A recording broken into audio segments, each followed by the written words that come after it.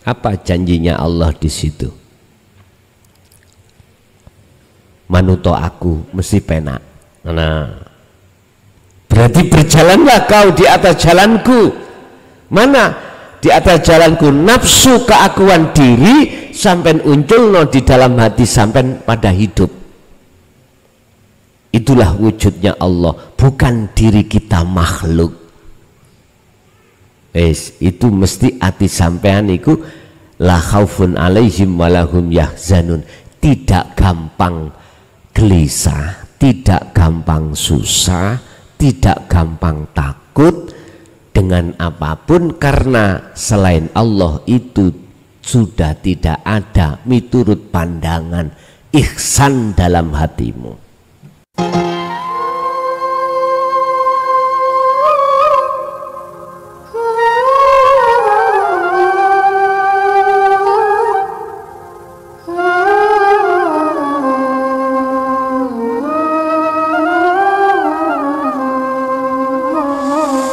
Oleh sebab itu, inna wa'dallah hakun, sak temene janji Allah iku hakun, bener.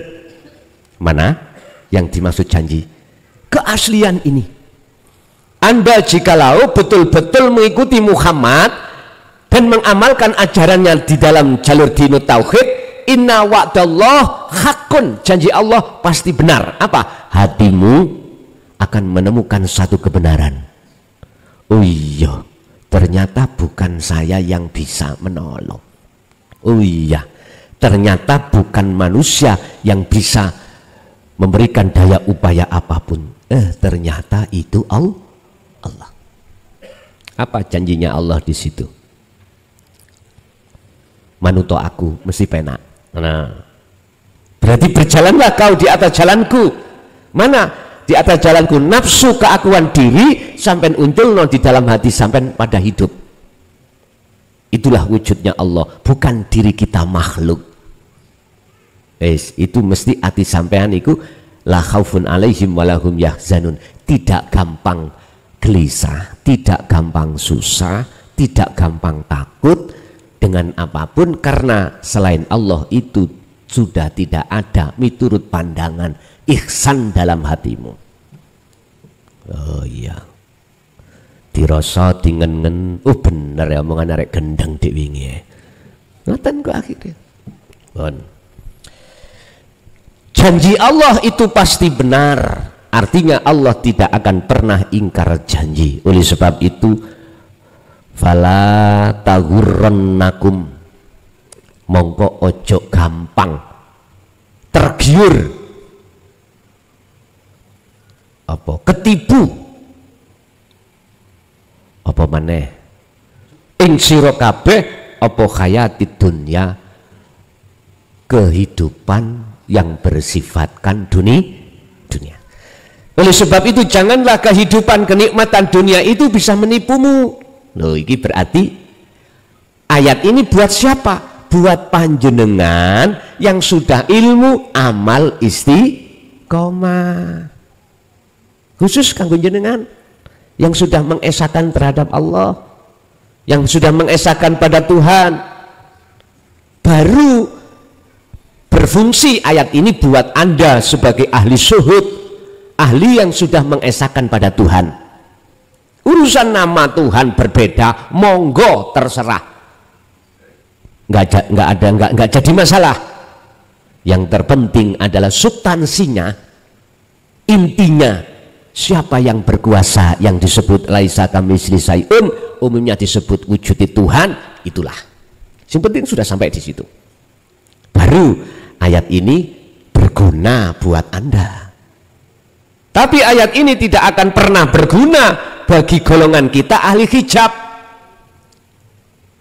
Sehingga basman sampai muncul angel tuturane. Kalau dalam Quran a'anzartahum am lam tundirhum la yu'minun, tetap dituturi, dinasehati atau tidak, la yu'minun, tidak percaya. Kamu itu berjalan di atas jalan nafsu, sholatmu, zakatmu, posomu, hajimu, beleh wedusmu, beleh sapimu, kamu nafsu. Berjalan di atas jalan nafsu yang ngajak hati melalaikan Allah supaya ingat terhadap selain Allah. Buktinya Anda berkorban ingin oleh tumpahan mlebu suar. Lha iku lak makhluk lah Yohan. Nah, saya tidak sentimen atau tidak benci pada orang yang korban-korban, enggak. Justru dengan datangnya keterangan ajaran ini supaya Anda ketika berkorban itu betul-betul bagus.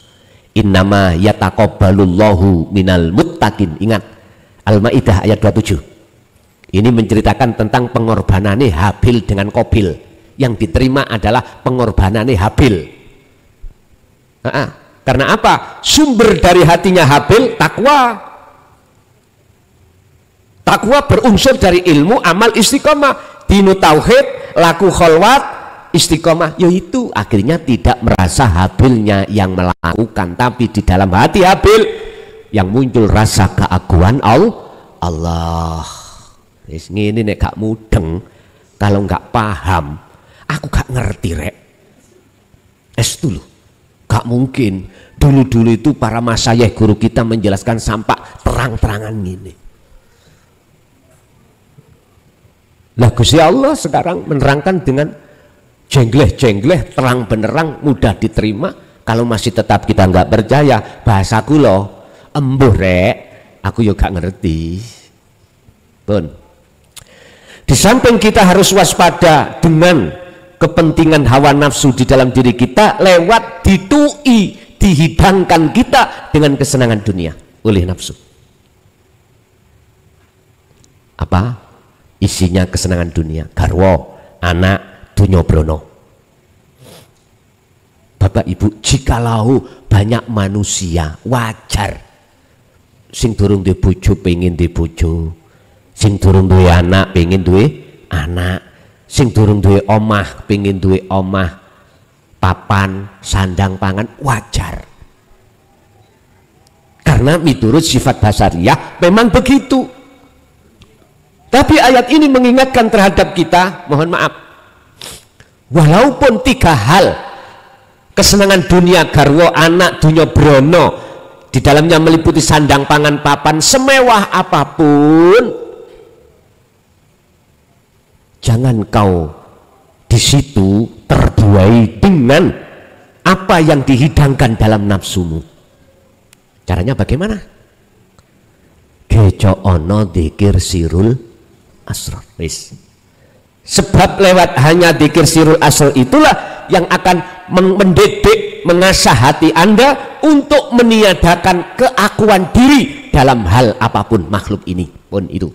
Setelah itu akan muncul keakuan diri Allah dalam hatimu yang segala-galanya, yang disebut ainul basirah wa hakul basirah. Ini Pak, bundelannya ada di situ. Sehingga kalau jenengan menjaga dzikir tersebut di setiap saat dan waktu, nggak akan mudah jenengan ini terpengaruh dengan hidangan hawa nafsu. Okay. Nggak akan gampang terpengaruh apa yang dihidangkan hawa nafsu. Yastakhibunal hayatad dunya. Kalau sudah tidak, jenengan iki tidak mudah terpengaruh dengan hidangan hawa nafsu, maka otomatis Anda pasti akan ingin selalu bersama Allah. Wegah gembul wong, apa maneh wong iku sipati koyok garangan. Wis moh gembul moh wis. Kadang-kadang garangan ya bojone awak dhewe-dhewe, kadang-kadang ya njaba kono lu iki ne ora beda mbu ya piye ora ngerti aku yakin jenengan iki aku husnudon tidak angger ngaos, akan tetapi jenengan juga berupaya semampunya untuk berzikir. Alladzina yadhkurunallaha qiyaman wa qu'udan wa 'ala junubihim. Jenengan dalam kondisi berdiri kerja, kondisi berdiri sholat, wa qu'udan, Anda dalam keadaan duduk, Anda wa ala junubihim, keadaan jenengan berbaring, terus hati ini berzikir. Lakukan semampu jenengan. Wala yaghurrannakum billahil ghurur. Al-ghurur ini ada sesuatu yang menipu dalam rangka kau mentaati perintah Allah. Janganlah kau juga kena tipu oleh nafsu di dalam dirimu, yang nafsu itu menipumu. Nyuwun sewu, mohon maaf saya tidak mengurangi rasa hormat terhadap saudara-saudara saya. Sekali lagi, tidak ada niat hati saya untuk menjelekkan, ndak. Cuman saya di sini kapasitasnya adalah memberikan nasihat. Kalau mau monggo, kalau enggak nggih monggo. Itu urusan kita masing-masing. Jujur kami tidak ada rasa menjelekkan, ndak. Umpama saya sholat, dalam hatiku kok ada nit karena pengen dijauhkan siksa neraka, dan atau dalam hatiku melakukan kebaikan itu mengharapkan surga atau pahala, itu sesungguhnya saya ditipu oleh nafsu saya sendiri. Wes. Berarti ibadah apapun yang kulaksanakan di mata Allah habitat a'maluhum wa malahum min nasirin, ditolak. Percaya gak percaya wis saenak udelmu dewi. Aku enggak ikut campur. Sebab kalau kita lihat dari surat Maidah ayat 27 ini, ibadah amaliyah pengorbanan apapun yang diterima Allah cuman ketika jenengan beribadat, ketika Anda berkorban, hati Anda itu dalam keadaan takwa. Ini kalau Syekh Ibnu Athaillah di dalam kitab Hikamiku dikatakan mingkol bin zahidin, hati yang murni semua atas dasar karena Allah. Dikatakan karena Allah, nggak ada pengakuan kita yang melakukan. Makanya beliau mengatakan al-a'malu suwarun qaimatun wa arwahuha wujudu sirri ikhlas fiha. Amaliyah tidak ada gunanya apapun apabila tidak didasari rahasia ikhlas. Apa rahasia ikhlas? Adalah cahaya ma'rifat. Itu ikhlas. Isi di dalam cahaya ma'rifat adalah menekan diri kita untuk tidak ngaku. Selanjutnya menyatakan wujudnya Allah lah yang melakukan. Pun titik. Kasari Kang, ini kudu tak kasar. Kita bikin akik dari batu mawon, nek gak digerendo yo gak mari, dilus-lusa ambek serban. Sak 5 tahun gak mari-mari. Jokono gerendo watu disigar cepret, dibentuk cilik-cilik baru diamplas. Watu sak gegem dikekno ali-ali sak mene, diamplas. Ya, iso puluhan tahun lagi mari. Pun wala yaghurrannakum billahil ghurur. Inilah maksud, janganlah kau tertipu oleh nafsumu ketika saat kau beribadah. Berarti saya ketika saya ngaji, ketika saya sholat, zakat, poso, haji, apapun, kok yoning atiku iku ono muncul rasa pangrasa iman aku klason sing lakukan, berarti iki ketipu oleh nafsu. Mesti kula niki ngarepno hatiku pahala, ngarepno hatiku surga, supaya aku dijauhkan dari siksa neraka. Lho iku semuanya makhluk wis di mata Allah tanpa guna lan manfaate. Bapak Ibu, ayat ini khusus kanggo ngilingno jenengan kali kula supaya kita tidak mudah tertipu oleh hawa nafsu. Sing hawa nafsu miturut ayat ini akan memberikan hidangan berupa kesenangan kehidupan dunia, yang kedua membawa hidangan kesenangan urusan akhirat yaitu surga, supaya laku sampai iku supaya karena makhluk sekalipun itu surga. Jadi maksud jenengan supaya naik tingkat, Pak. Mari tingkat ono sarengat ya dah, nang torikot munggah hakikat lalu marifat, biar seperti itu maksudnya Allah gitu. Bukan persoalannya kami menyampaikan ini benci dengan jenengan, boten Pak, estu boten. semata-mata untuk meningkatkan mutu keimanan sampean kali kula terhadap Allah. Pada akhirnya jenengan iki sampailah pada keahatan Tuhan yang Maha Esa.